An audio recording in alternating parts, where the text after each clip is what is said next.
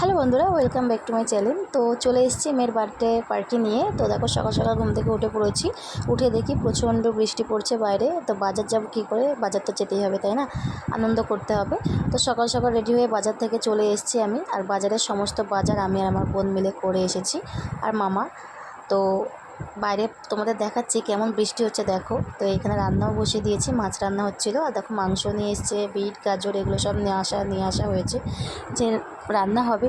মাসি রান্না করতে আসবে 3টের সময়। আর এদিকে দেখো চেয়ারগুলো বাবা নিয়ে আসছে রাস্তা থেকে।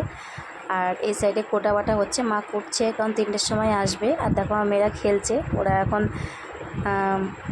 রেডি হবে। তো মাসি রান্না করতেও চলে এসছে 3টের সময়। তো দেখো সমস্ত সব কিছু গুছানো আছে। আর আমার ভাই চলে এসছে, তিরপল টাঙানো হয়েছে বৃষ্টির জন্য, আর চেয়ারগুলো সব পাতা হয়েছে। আর দেখো এই ভাই দুটো ঘর সাজাবে বলে বেলুন ফুলাচ্ছে।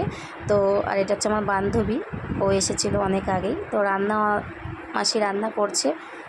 আর কি মেনু হবে বলো তো, ফ্রাইড রাইস, মাংস, ডাল, চাটনি, পায়েস, পকোড়া এসবই হবে। তো তার জন্য মাসিকে নিয়েছি, আমরা তো রান্না করতে পারবো না, অনেক জনের আয়োজন। আর এই সাইডে ঘরটাকে গোছানো হচ্ছিল, কারণ ওই ঘরেই কেকটা কাটা হবে। তো ভাইগুলো বেলুন ফুলিয়ে বেলুনগুলো সেট আপ করছিল, মানে সাজাবে আর কি। তো বাইরেটা তোমাদের দেখাচ্ছি, দেখো বাইরে সব কিছু ঠিকঠাক করছিল আমার ভাই। আর অনেক লোকজনও চলে এসেছিলো ঘর সাজানোর আগেই। তো ভাই দুটো আমার এই ছোট্ট ঘরটা সুন্দর করে সাজিয়েছিল। আমার ঘরটা খুবই ছোট, তোমাদেরকে দেখাচ্ছি কেমন সাজিয়েছে ভাইরা। ওরা ওদের মতন বেলুন দিয়ে আমার ঘরটাকে সুন্দরভাবে সাজিয়েছিল। বাইরেই বলেছিলাম সাজাতে, কিন্তু বাইরে প্রচণ্ড বৃষ্টি হওয়ার কারণে ওরা ঘরের মধ্যে সাজিয়ে দিল বেলুনটা দিয়ে। তো আমার কাছে তো ভালো লেগেছে, তোমাদের কাছে ভালো লেগেছে নাকি কমেন্টে জানিও। আর আমার ঘরটি যেহেতু খুব ছোট, তার জন্য খুব বড় করেও সাজাতে পারিনি। অবশেষে সন্ধ্যাবেলায় সব বন্ধুরা আসলো, চিলড্রেন সব আসলো, সব গেস্টরা আসলো, কেক কাটাকাটি হবে। আমার বান্ধবী এসে, বান্ধবীর মা, যত আত্মীয় স্বজন, মেয়ের বান্ধবী, বোনের বান্ধবী সবাই তো চলে এসেছে। আর এটা হচ্ছে আমার মা। তো এখন কেক কাটাকাটি হবে।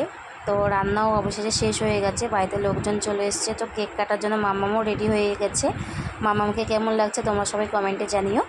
আর এখন কেক কাটার পর্ব চলে এসছে। তো মামাম এখন কেক কাটছে একা একাই, কারণ ওর 2 বছরও কেক কাটতে পারেনি, ছোট ছিল। তো এবছরও একা একাই কেক কেটেছে, তাও হেল্প করেছে পাশের মামি। অবশেষে কেকটি কাটা হলো। যেহেতু অনেক রাত হয়ে গিয়েছিল, তার জন্য সবাইকে বললাম খেয়ে নিতে। আর তার আগে একটু ওর আনন্দ এনজয় করে নিল। আর আমি ছিলাম না, আমি একটু এক সাইডে ছিলাম, ভিডিওটা অন্যজন করেছে, আমি একটু বান্ধবীদের সঙ্গে ছিলাম। তো যাই হোক, অনেক রাত হওয়ার কারণে সবাই খাওয়া দাওয়া করে নিল। আর আজকের ব্লগটি এই পর্যন্তই, আর বেশি বড় করছি না। ভালো লাগলে অবশ্যই লাইক কমেন্ট শেয়ার করে দিও। আর যারা আমার চ্যানেলে নতুন আছো, তারা চ্যানেলটি সাবস্ক্রাইব করে আমার পাশে থেকো। আজকের মতন টাটা, দেখা হবে তোমার সাথে আবার নেক্সট ব্লগে। তখন সবাই ভালো থাকবে।